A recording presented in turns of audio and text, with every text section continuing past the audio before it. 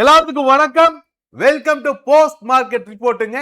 எப்பவும் போல overall market கண்டிஷன்ஸை discuss பண்ணிடலாம். அதுக்கப்புறமா நம்ம இந்த Nifty futures and bank Nifty ஃபியூச்சர்ஸோட மூவ பத்தி பேசலாம். ஸோ இன்னைக்கு ஓவரால் மார்க்கெட் கண்டிஷன்ஸ்ல ஏதாச்சும் பஞ்சாயத்து இருக்கானா? இருக்கு, நிறைய இருக்கு.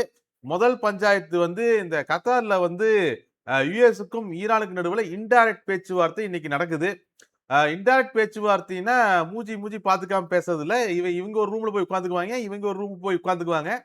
பஞ்சாயத்து பண்றது வந்து இந்த கத்தாரும் பாகிஸ்தானும். இவங்க என்ன பண்ணுவாங்கன்னா, இங்கிட்டு கொஞ்ச நேரம் பேசிட்டு அண்ணன் அப்படி சொல்றாருன்னு அங்கிட்டு போய் சொல்லுவாங்க. அப்புறம் அவங்க கிட்ட கேட்டு வந்து இப்படி சொல்லுவாங்க. ஸோ இந்த மாதிரியான ஒரு இன்டைரக்ட் பேச்சுவார்த்தை தான் இன்னைக்கு நடந்துட்டு இருக்கு. So face to face negotiation கிடையாது.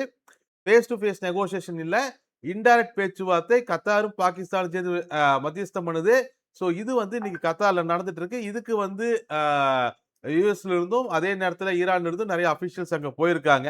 ஸோ இந்த பேச்சுவார்த்தையில வந்து என்னடா பண்ண போறீங்க அப்படின்னு சொன்னா, அந்த எம்ஓயு ஒன்று சைன் பண்ணாங்கல்ல, அதை ஸ்ட்ராங் பண்றாங்களாம். எப்படி ஸ்ட்ராங் பண்றாங்கன்னா, இந்த ஹார்மோன் ஜலசந்தியோட ஃபியூச்சர் என்ன, இவங்க கம்முன்னு இருந்தாலே அதோட ஃபியூச்சர் நல்லா தான் இருக்கு. இவங்களா ஏதாச்சும் ஒன்று பண்ணி விட்டு இப்போ ஃபியூச்சர் என்னமோ யோசிக்கிறாங்களா? இவங்க பண்ண பாட்டுல கடலே கொந்தளிச்சு அங்கங்க ஹீட் வேவ் ஃபார்ம் ஆகி யூரோப்ல நடக்க முடியாம முட்டிட்டு இருக்கு ரோட்டோட காலு டயர் எல்லாம். ஸோ இதைத்தான் இவங்க டிஸ்கஸ் பண்ண போறாங்க. அதாவது இந்த ஹார்மோன் ஜலசந்தியோட ஃபியூச்சர் டிராஃபிக் எப்படி கொண்டு போறது, அப்புறம் வந்து இந்த ஈரானுடைய அசட்டை எப்படி ரிலீஸ் பண்றது, அப்புறம் இந்த நியூக்ளியர் ப்ரோக்ராமை எப்படி மானிட்டர் பண்றது, இதை பத்தி எல்லாம் டிஸ்கஸ் பண்ண போறாங்க. So face to face negotiation இல்லை, அது பரவாயில்ல, இது நல்லதுதான். ஏன்னா இவங்க ரெண்டு பேரும் ஃபேஸ் டு ஃபேஸ் விட்ட போட்டா 4 நாள்ல மறுபடியும் சண்டை போட்டுருவாங்க. ஸோ பாகிஸ்தானும் கத்தாரும் இந்த நெகோசியேஷனை கேரி அவுட் பண்றாங்க. இது எப்படி அவுட்புட் வருது அப்படிங்கறத நம்ம வெயிட் பண்ணி பார்க்கணும். சரி, இதோட பஞ்சாயத்து முடிஞ்சுச்சா அப்படின்னு சொன்னா, அப்படியே நம்ம அங்கிருந்து கத்தார்ல இருந்து போர்ச்சுகல் போகணும். இந்த போர்ச்சுகல்ல என்னன்னா, இந்த யூரோப்பியன் சென்ட்ரல் பேங்கோட ஃபோரம், அந்த யூரோப்பியன் சென்ட்ரல் பேங்கோட எல்லா முக்கிய தலைவர்களும் சேர்ந்து டிஸ்கஷன் பண்ணிட்டு இருக்காங்க. அவங்க ஆக்சுவலா ஜூன் 29ல இருந்து டிஸ்கஷன் பண்ணிட்டு இருக்காங்க. இன்னைக்கு அது ஏன் இம்பார்ட்டன்ஸ் ஆகுதுன்னா, இன்னைக்கு நம்ம யுஎஸ்ல இருந்து நம்மளோட ஃபெட் சேர்மன், அது புது சேர்மன் நம்ம கெவின் வேற வர்றாரு. அவர் வந்து இன்னைக்கு அங்க பேச போறாரு. எங்க? இந்த யூரோப்பியன் சென்ட்ரல் பேங்கோடைய ஃபோரத்துல அவர் பேச போறாரு. அவர் என்ன பேசுறாரு, என்ன பஞ்சாயத்து பண்ண போறாரு அப்படிங்கிறது உலக அளவுல எக்கனாமிக் மார்க்கெட்ஸ் எல்லாமே இம்பார்ட்டன்டா வாட்ச் பண்ணிக்கிட்டு இருக்கு. ஸோ அது ஒரு முக்கியமான பஞ்சாயத்து இன்னைக்கு. ஸோ கத்தார்ல இருந்து நமக்கு ஒரு அவுட்புட் வரணும். அதே மாதிரி போர்ச்சுகல்ல இருந்து அவுட்புட் வரணும். அவங்க 6 மணிக்கு ஸ்டார்ட் பண்றாருன்னு நினைக்கிறேன். பேசுறது வந்து ஃபெட் சேர்மன் கெவின் வந்து ஒரு 6 மணி வாக்குல ஸ்டார்ட் பண்றாரு. ஸோ ஆப்வியஸ்லி அதுக்கு மேல அதனால தான் யுஎஸ் மார்க்கெட் எல்லாம் கொஞ்சம் அப்படியே நடுக்கத்திலேயே ஓடிட்டு இருக்காங்க. ஓகே, ஏன்னா அவங்க ஆல்ரெடி ஏஐ ரேலியில தான் இருந்தாங்க. ஏன்னா அவங்களுக்கு இருந்தது ஏஐ வந்து பூமா ரேலியான ஒரு சந்தேகம் இருந்துச்சு. அப்புறம் அந்த மைக்ரோ டெக்னாலஜிஸோடைய ரிசல்ட்ஸ் எல்லாம் வந்ததுக்கு அப்புறம் சரி நிஜமாலுமே ஏஐ ஏதோ நிறைய வேலை செய்து போல அப்படின்ட்டு அவங்க ரேலியை கன்டினியூ பண்ண ட்ரை பண்ணாங்க. பட் வந்து இன்னைக்கு வந்து இவரு என்னதான் பிளான் பண்ணி வச்சிருக்காரு ரேட் கட் பத்தி, இல்ல இன்ஃபிளேஷன் பத்தி என்ன சொல்ல போறாரு, ஆல்ரெடி க்ரூட் ஆயில் பஞ்சாயத்துல ஓரளவுக்கு முடிஞ்சிருக்கு. ஸோ இதெல்லாத்தையும் மையப்படுத்தி என்ன பேசுறாரு அப்படிங்கிற எக்ஸ்பெக்டேஷன் இருக்கு. அது மட்டும் இல்ல, இன்னைக்கு யுஎஸ் மார்க்கெட்ல வந்து ஜாப் பிளஸ் கிளைம் டேட்டாவும் இருக்கு, நான் பேரோல் டேட்டாவும் இருக்கு, நான் ஃபார்ம் பேரோல் டேட்டாவும் இருக்கு. ஸோ இதெல்லாம் முக்கியமான டேட்டாக்கள். இதுவுமே இன்னைக்கு சாயங்காலம் வந்துடும். ஸோ இதனால யுஎஸ் மார்க்கெட்ஸ் மட்டும் இல்ல, நம்ம மார்க்கெட்டுமே அப்படியே இரு பார்ப்போம், பொறுமையா மூவ் பண்ணலாம் அப்படிங்கிற மாதிரியான ஒரு ஏங்கிள் தான் இருந்துகிட்டு இருக்கு. யுஎஸ் மார்க்கெட்ஸ் எல்லாம் கொஞ்சம் பார்டர் நெகட்டிவ்ல தான் இருக்கு. சரி, இதெல்லாம் முக்கியமான ஈவெண்ட்ஸ் குளோபலா பார்த்தோம் அப்படின்னா. இந்தியாவிலுமே நிறைய பஞ்சாயத்து எல்லாம் இருக்கு. உதாரணத்துக்கு இன்னைக்கு ஜூலை 1 இந்த ப்ரொப்ரேட்டரி ட்ரேடிங் ஃப்ரேமுக்கான புது ரூல் வந்து அமலுக்காயிருக்கு. So proprietary trading frame, proprietary trading அப்படின்னா வந்து நிறைய பேர் அது கன்ஃபியூஸ் ஆயிருந்தீங்கன்னு நினைக்கிறேன். ப்ரொப்ரேட்டரி ட்ரேடிங்னா ஒன்றும் இல்லை, நான் ஒரு கம்பெனி ஆரம்பிச்சு நான் என் சொந்த காசை போட்டு நான் ட்ரேட் பண்றேன், அவ்வளவுதான். அதான் ப்ரொப்ரேட்டரி ட்ரேடிங். நீங்க இந்த ப்ரொப்ரேட்டரி பிசினஸ் எல்லாம் கேள்விப்பட்டிருப்பீங்களா? நான் ஒன்றும் இல்லை, நான் வந்து என்ன பண்றேன், நான் என் பேர்ல ட்ரேட் பண்ணாம நான் ஒரு கம்பெனி ஆரம்பிச்சு அந்த கம்பெனிக்கு ஒரு டிமேட் அக்கௌண்ட் ஓபன் பண்ணி அதுல நான் ட்ரேட் பண்றேன். இதுல வந்து என்னென்ன பெனிஃபிட்ஸ்னா, நம்ம ஜிஎஸ்டி கிளைம் பண்றது இதெல்லாம் பண்ணலாம். ஓகே ஓகே, செலவு கணக்கு இலக்கெல்லாம் காமிக்கலாம். முக்கியமா எஃப்என்டோ ட்ரேட் பண்ணும் பொழுது எஃப்என்டோ வந்து ஸ்பெகுலேட்டிவ் பிசினஸ் இன்கம்மா தான் பார்க்கப்படுது. ஸோ மற்ற பிசினஸ் இன்கம் கூட அந்த லாப நஷ்டத்தை டேலி பண்ணிக்க முடியும். மற்ற பிசினஸ்க்கு ஜிஎஸ்டி தேவைப்படுது. அதே ஃபேம்ல நான் மற்ற பிசினஸும் பண்ணுவேன். ஸோ இதுக்காக பண்றது. இப்போ ஆர்பிஐயோட புது ரூல் என்ன சொல்லுன்னா, இவங்க என்ன பண்ணிட்டு இருந்தாங்கன்னா, அந்த ப்ரொப்ரேட்டரி ஃப்ரேமு பணம் அவன் கையில் இருக்காது. ஓகே, வெளியே மக்கள்கிட்ட இருந்து வாங்க முடியாது. ஏன்னா செபி மண்டையிலேயே கொட்டும். ஓகே, அப்படி வாங்கணும்னா அவன் மியூச்சுவல் ஃபண்ட்ஸா ரிஜிஸ்டர் பண்ணணும். அப்ப இந்த ப்ரொப்ரேட்டரி ஃப்ரேம் வந்து கடன் வாங்கும் பேங்க் கிட்ட இருந்து. பேங்க் கிட்ட இருந்து கடன் வாங்கி அதை இன்வெஸ்ட்மெண்ட் ட்ரேடிங், ஸ்பெகுலேட்டிவ் ட்ரேடிங் எல்லாம் பண்ணிக்கிட்டு இருந்தாங்க. இப்ப இந்த ஆர்பிஐ வந்து அதுக்கு தான் கொட்டு வச்சிருக்கு. அது ஆல்ரெடி கொட்டு வச்சிருச்சு. அமல்படுத்துறது இன்னையிலிருந்து நம்ம already post market report discuss பண்ணியிருப்போம். ஆஸ் பர் தி திங் என்னன்னா, இன்னையிலிருந்து அப்படி கடன் வாங்குனா 100% அவங்கிட்டயே செக்யூரிட்டி இருந்துச்சுன்னா, அவன் எதுக்கு கடன் வாங்க போறான்? அதுல 50% லிக்விட் கேஷா இருக்கணும். மிச்சதுக்கு வந்து பிக்ஸ்ட் டெபாசிட் மாரி ஏதோ செக்யூரிட்டீஸ் காமிச்சுக்கலாம். அப்ப அவனே டைரக்ட்டா பண்ணிட்டு போயிருவான். ஒண்ணும் இல்ல. இந்த மாரி இந்த கம்பெனி ஆரம்பிச்சு ட்ரேடிங் பண்றீங்கன்னா, அதுக்கெல்லாம் நான் காசு தர மாட்டேன் அப்படின்னு ஆர்பிஐ சொல்லியிருக்காங்க. ஸோ அப்படியே நீ பேங்க் குடுக்கும்னு பிரியப்பட்டாலும் 100% வந்து செக்யூரிட்டி வாங்கிட்டு குடுத்துக்கோ அப்படிங்கிற மாரி கொண்டு வந்திருக்காங்க. இவ்வளவுதான் விஷயம். ஸோ இதனால பெரிய அளவுல மார்க்கெட் இம்பாக்ட் ஆகுமா அப்படின்னா, அப்படியெல்லாம் எதுவும் இல்ல. ஒரு பெரிய நியூஸஸ் எல்லாம் எதுவும் கிடையாது. நம்ம பெரிய நியூஸ்ன்னு எடுத்துக்கணும்னா, அண்ணன் ட்ரம்ப்போடைய 2 நியூஸ் இன்னைக்கு. அது கொஞ்சம் வந்து மார்க்கெட்டுக்கு சம்மந்தம் இல்ல. பட் வந்து அ ஒரு நியூஸ் பொறுத்தவரைக்குமே அவரோட அ டாக்ஸ்க்கு ஃபைனல் ஆடிட்டிங் டாக்ஸ் ஃபைல் பண்ணியிருந்தார். ட்ரம்ப் டாக்ஸ் ஃபைல் பண்ணியிருந்தார். அதுல டாக்ஸ ஃபைல் பண்ணுனதுல நேத்துலருந்து என்ன ட்ரெண்ட் ஆயிட்டு இருக்குதுன்னா, 580 மில்லியன் வந்து கிரிப்டோல மட்டுமே அண்ணா ப்ராஃபிட் எடுத்திருக்காரு. கிரிப்டோல மட்டுமே அண்ணா ப்ராஃபிட் எடுத்திருக்காரு. கிரிப்டோ ஹோல்டிங் கிட்டத்தட்ட பில்லியன்ஸ்ல இருக்கு. ட்ரம்ப்போடைய பர்சனல் இன்கமோட மேக்ஸிமம் ரெவென்யூ வந்து கிரிப்டோல இருந்து வந்திருக்கு. அவருடைய லேட்டஸ்ட் ஐடி அவர் ஃபைல் பண்ணதுபடி பார்த்தா. ஓகே. இவரு எங்க கொண்டு போய் முடிப்பாருன்னு தெரியல. ஓகே.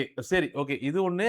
அப்புறம் வந்து அந்த பர்த்த பேஸ் பண்ணி யுஎஸ் சிட்டிசன்ஷிப் குடுக்கக் கூடாதுன்னு ஒரு பஞ்சாயத்து பண்ணிட்டு இருந்தார்ல. அதெல்லாம் நீ சொல்லக்கூடாது. நீ கம்முனு நீ எல்லாம் எதுக்கு இது பேசுற? அப்படிங்கிற மாரி சுப்ரீம் கோர்ட் ட்ரம்ப கொட்டி இருந்துச்சு. இது மட்டும் நேத்துலருந்து ட்ரெண்ட் ஆயிட்டு இருக்க விஷயம் ட்ரம்ப பொறுத்தவரைக்கும். மத்தபடி அவர் எதுவும் பேசல. ஓகே. இப்ப அவர பத்தி தான் நெறைய பேர் பேசிட்டு இருக்கிற மாரி தான் சூழ்நிலை இருக்கு. ஆ மத்தபடி பெரிய அளவுக்கான இம்பாக்ட் அப்படின்னு குளோபலா பார்த்தோம் அப்படின்னு சொன்னோம்னா, இந்த ஹீட் வேவ் ஓகே. அந்த நம்ம நெறைய கேள்விப்பட்டுட்டு இருப்பீங்க. அ அப்படியே 40 டிகிரியில் பில்டிங் உருகுது, தார் உருகுது அப்படிங்கிற மாரி நெறைய பேசிட்டு இருக்கோம் இல்லையா? ஸோ இது வந்து அ பங்குச் சந்தைக்கு ஏதாச்சும் டைரக்ட்டா பாதிப்பு இருக்கா அப்படின்னு சொன்னா இருக்கு. உதாரணத்துக்கு நம்ம குளோபலா பேச வேண்டாம். இந்தியாவ பொறுத்தவரைக்குமே மான்சூன் ஃபெயிலியர் மான்சூன் ரெயின்ஃபால் ரொம்ப கம்மியா எதிர்பார்க்கிறோம். இதனால மிகப்பெரிய அளவுல அ எக் அக்ரிகல்ச்சர் எக்ஸ்போர்ட்லருந்து பெரிய அளவுல பாதிக்கப்படலாம். அப்படி பாதிக்கப்படும் பொழுது இன்ஃப்ளேஷன் ஹைக்கா இன் அக்ரிகல்ச்சர் ப்ராடக்ட்டோட புரொடக்ஷன் கம்மியாகி இன்ஃப்ளேஷன் ரொம்ப அதிகமாகும். ஸோ இந்த மாரியான நெறையா பிரச்சனைகள் வந்து இருக்கு. மான்சூன் ரெயின்ஃபால் அல்லது இந்த ஹீட் வேவ் இந்த என்வைரன்மென்டல் சேஞ்ச் அப்படிங்கிறது பங்குச் சந்தையும் பாதிக்கும். அதுல குழப்பமே வேண்டாம். பர்சனல் ஹெல்த்தையும் பாதிக்கும். நம்மளுடைய பாக்கெட்டையும் பாதிக்கும். நம் பங்குச் சந்தையும் பாதிக்கும். மான்சூன் ஃபெயிலியர் முக்கியமான ரீசனா இந்தியாவுல பார்க்கப்படுது. இந்தியாவுடைய அ பங்குச் சந்தைகள் வந்து எங்க ஒரி பண்ணிக்குதுன்னா, இந்த ரெயின்ஃபால் வந்து ஃபெயிலியர் ஆச்சுன்னா, இன்ஃப்ளேஷன் பீரியட்ல ஹைக் பண்ணி மேற்கொண்டு இன்ஃப்ளேஷன் ஹைக் ஆச்சுன்னா என்னன்னா, மக்கள் வந்து அடிப்படை பொருட்களுக்கே பணத்த செலவு பண்ணிருவான். மத்தபடி எந்த பிசினஸுமே நடக்காம போயிரும். அப்ப பங்குச்சந்தை வளர்றது அப்படிங்கிறது சிரமமான ப்ராசஸா போயிரும். சாப்பாடு வாங்குறதுக்கே வழி இல்லைன்னா, நம்ம எதுக்கு கார பத்தி யோசிக்க போறோம்? ஸோ ஆப்வியஸ்லி மான்சூன் ஃபெயிலியர் அப்படிங்கிறதையும் நம்ம ரொம்ப தீவிரமா வாட்ச் பண்ணக்கூடிய ஒரு விஷயம் தான். இந்த ஹீட் வேவ் வந்து வெறுமனே உலக அளவுல யூரோப்பியன் மட்டும் பாதிக்காது, இந்தியாவையும் பாதிக்கும்ங்கிறத ஞாபகம் வச்சுக்கங்க. அது ஹெல்த் வைஸும் சரி, பாக்கெட் வைஸும் சரி.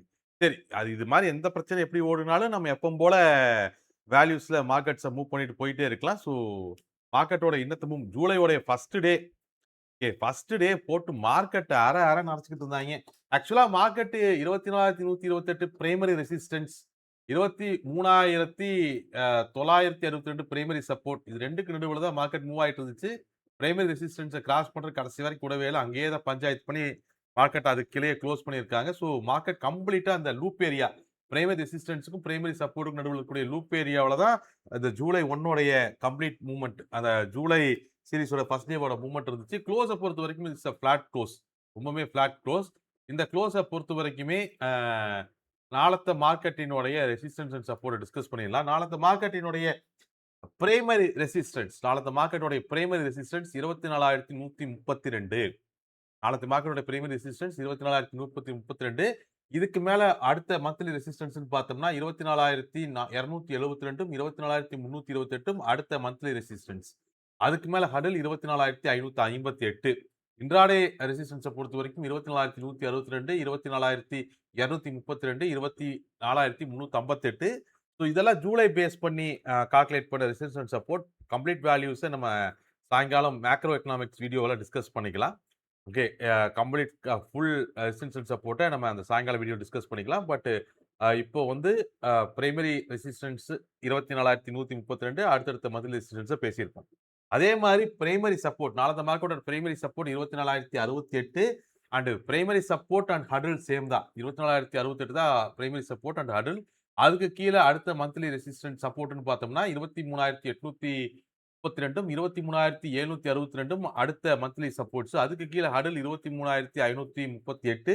இன்ட்ராடே சப்போர்ட்ஸ பொறுத்தவரைக்கும் 24,028, 23,962 அண்ட் 23,928 இதெல்லாம் இன்ட்ராடே உடைய சப்போர்ட்ஸ்.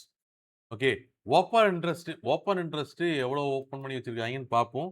ஓப்பன் இன்ட்ரெஸ்ட்ட பொறுத்தவரைக்கும் புல்ஸ் அவங்களுடைய ஆ டிஃபென்ஸ் பொசிஷன ஸ்ட்ராங்கா தான் ஓப்பன் பண்ணியிருக்காங்க. அதுல ஒண்ணும் குழப்பமே இல்ல. ஏன்னா ஃபர்ஸ்ட் டே ஆஃப் எக்ஸ்பைரி பொசிஷன்ஸோட ஓப்பனிங் பார்த்தோம் அப்படின்னு சொன்னோம்னா, டிஃபென்ஸ் 2 பேர்த்துட்டயும் ஸ்ட்ராங்கா இருக்கு.